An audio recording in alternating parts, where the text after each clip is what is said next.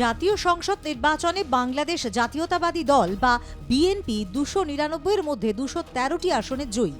দলের ভারপ্রাপ্ত চেয়ারম্যান তারেক রহমান 2 আসনে জয়ী হন। দীর্ঘদিন বিদেশে অবস্থান, আইনি জটিলতা, রাজনৈতিক বিতর্ক সবকিছুকে ছাপিয়ে ফলাফল শুধু একটি নির্বাচনী সাফল্য নয়, এটি বাংলাদেশের রাজনীতিতে এক নতুন অধ্যায়ের সূচনা।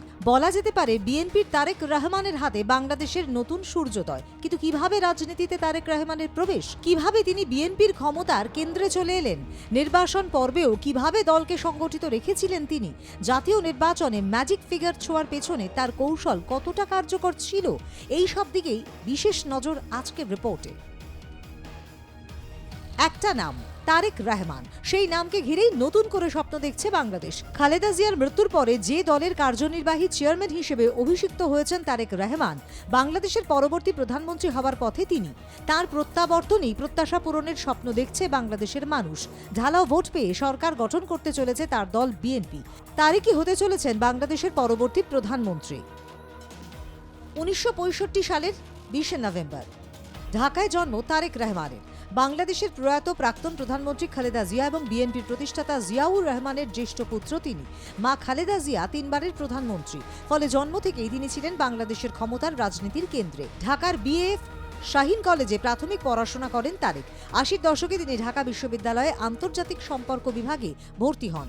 1981 সালে জিয়াউর রহমান হত্যাকাণ্ডের পর বিএনপি নতুন করে সংগঠিত হয় খালেদা জিয়ার নেতৃত্বে। সাল 1988। বিএনপির সাধারণ সদস্য হিসেবেই নাম নথিভুক্ত করেছিলেন তারেক রহমান। রাজনৈতিক জীবন শুরু করেন গাবতালীর বগরা থেকে। 1991 সালে যখন সেনা শাসন থেকে গণতান্ত্রিক রাষ্ট্র হওয়ার পথে ফিরছে বাংলাদেশ, সেই সময় মা খালেদা জিয়ার হয়ে প্রথমবার সক্রিয়ভাবে প্রচারে থাকতে দেখা গিয়েছিল তারেককে। 1996 থেকে 2001 সালের মধ্যে আওয়ামী লীগের সরকার থাকাকালীন বিরোধীর ভূমিকা পালন করেছিলেন তিনি। 2001 সালে ফের 2/3 সংখ্যাগরিষ্ঠতা দিয়ে ক্ষমতায় আসে বিএনপি। প্রধানমন্ত্রী হন খালেদা জিয়া। 2001 থেকে 2006 সালের মধ্যে 2004 সালে হয় ঢাকা গ্রেনেড হামলা। আওয়ামী লীগের মিছিলে হওয়া সেই হামলায় তৎকালীন বিরোধী দলনেত্রী শেখ হাসিনা সহ আওয়ামী লীগের একাধিক নেতাকে নিশানা করা হয়েছিল বলে অভিযোগ ওঠে। মারা যান 24 জন মানুষ। এই রাজনৈতিক ঝড়ঝাপটার মধ্যেই তারেক রহমানের বড় হয়ে ওঠা। তবে রাজনীতিতে তার আনুষ্ঠানিক প্রবেশ বলতে গেলে তার 90-এর দশকে বিএনপি ছাত্র সংগঠন বাংলাদেশ জাতীয়তাবাদী ছাত্র দলের সঙ্গে যুক্ত হন তিনি।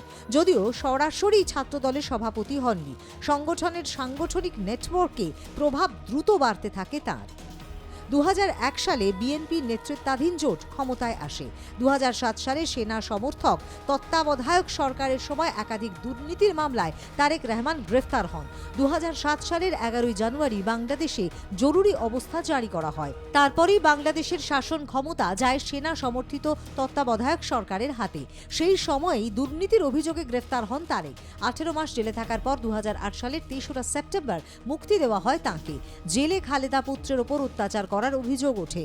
পরে চিকিৎসার জন্য বিদেশে গিয়ে তিনি আর দেশে ফেরেননি। এই দীর্ঘ নির্বাসন পর্বে তার রাজনৈতিক অস্তিত্ব নিয়ে উঠেছিল প্রশ্ন। তবে নির্বাসনে থেকে তিনি দলকে পরিচালনা করেন। সামাজিক যোগাযোগ মাধ্যম, ভার্চুয়াল মিটিং, জেলা উপজেলা পর্যায়ে অনলাইন ব্রিফিং, এসবের মাধ্যমে তারেক রহমান ধীরে ধীরে বিএনপির সাংগঠনিক কাঠামো পুনর্গঠন করেন। তিনি তারুণ্যের রাজনীতি এবং ডিজিটাল বাংলাদেশের গণতন্ত্র, এই 2 স্লোগানকে সামনে আনেন।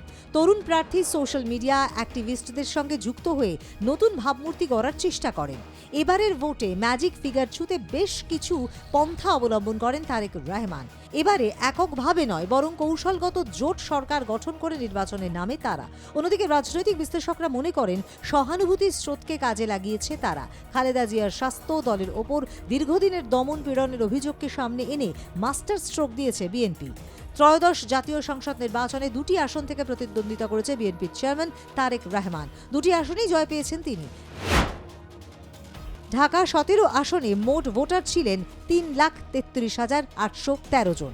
এর মধ্যে ভোট পড়ে 1,47,888টি, বাতিল হয় 2,211টি, বৈধ ভোট হয় 1,45,677টি।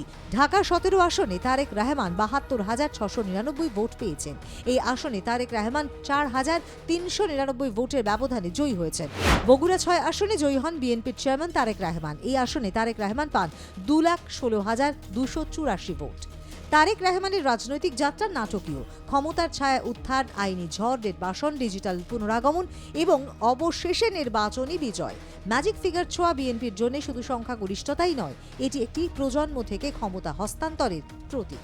ব্যুরো রিপোর্ট, আর প্লাস নিউজ।